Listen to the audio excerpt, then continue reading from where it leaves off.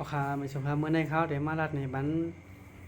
เขาพวกเขาเรียนขึ้นเพชรพวกอันเก่าเฮาในค่ะเนาะเฮาบ่ซักรหัสอีสังต้องรหัสมันในค่ะเนาะแต่ว่าเฮาซักว่าเฮาอย่างใส่ไว้เอาอีเมลใส่5ไอโฟนใส่5ในพวกเฮาซักนั้นก็แล้วค่ะเนาะไอ้ก็เขาใน Google Chrome เลยค่ะแล้วก็เข้าในค่ะเนาะ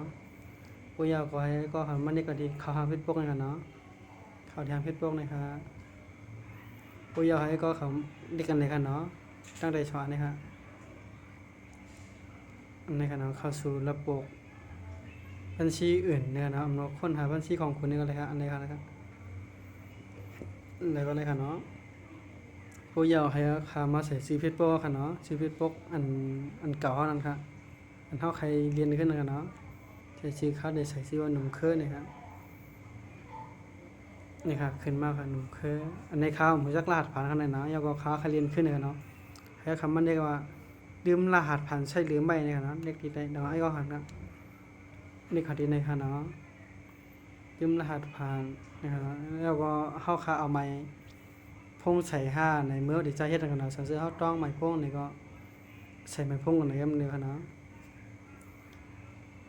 แล้วก็ที่ไหนๆใครคนหาเรื่องได้ซื้อเพราะว่าเอาคนหาซ้ำซื้อเนาะนะคะนี่ครับสังเกตว่าเขาใส่ซื้อได้คนหาจังได๋ราคาแล้วไอ้ก็เขาไม่ได้กินนะครับต้องหันที่ใจนะครับนะหันค่ะที่ไหนครับนะที่ไหนนะต้องหันที่ไหนครับเพราะว่าไอ้ก็เขามันเรียกกำนะครับให้เขาเขียนว่าค้นหาด้วยหมายเลขโทรศัพท์มือถือของคนนะครับเนาะนะครับแล้วก็ให้ใส่หมายเลขไมโครครับไมโครอันเฮาเลยใส่มักYouTube เก่านั่นเนาะแล้วก็เข้าเอาแล้วเอาในใส่กันเนาะนี่ครับอันนี้เป็นไมโครเก่าค่ะเนาะแล้วก็ค้นหานะครับเอาคันได้คำเพชรปกอันเก่าค่ะอันค่าเรียนจังนั้นค่ะนะมากขึ้นหมดแล้วค่ะมีจังได๋ค่ะเนาะให้อันนี้ค่ะเน็กเข้าให้นี่ค่ะเนาะเน็กเข้าให้นี่ค่ะใครก็เขาไปกำค่ะเขาดีส่งมาดังข้อความค่ะเนาะแน่เนาะยันบ่ว่าหมายเลขหมายพวกในข้ามในใจเอาไหนเข้าตีนี่กว่าทั้งไหนครับยก็ให้เขาส่งมาดังอีเมลค่ะเนาะในค่ะเนาะเขาแล้วหมายพวกให้อีเมลค่ะเนาะที่เหนือได้เป็นอีเมลที่ใต้ในได้เป็นหมายพวกค่ะให้เขาส่งมาดังอีเมลแล้วก็เน็กถัดไปค่ะปยาวให้เฮาค่ะไปข้อความ6ตัวนี่ค่ะข้อความ6ตัวในเฮาค่ะเดียวก็เลยล่ะบ่ว่าไหนไอ้ก็เขาเด็กออกค่ะเนาะเด็กออกที่ไหนค่ะแล้วก็คำว่าในค่ะเนาะในแอปในค่ะเนาะ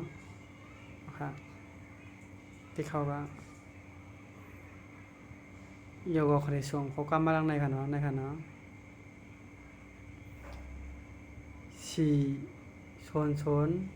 193ในค่ะเนาะในค่ะเนาะหมายรับมันค่ะแล้วก็เขามันเรียกให้ว่ามันเรียกเข้ากันที่เพชรปกกันเนาะ400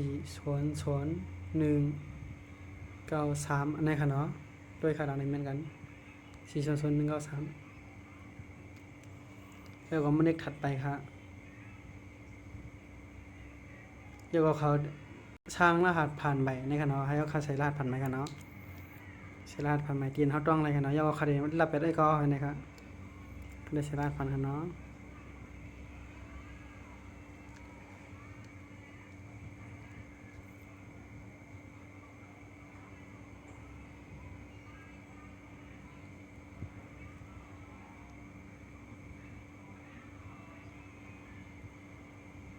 อ๋อเขาได้ใส่ในค่ะเนาะ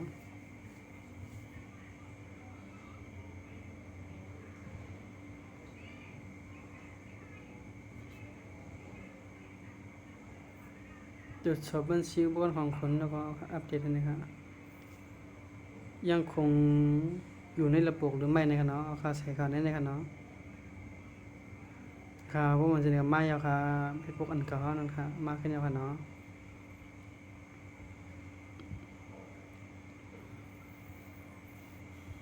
เอาค่ะในค่ะเรียนอะไรเหมือนเก่าขึ้นแล้วค่ะเรียนอะไร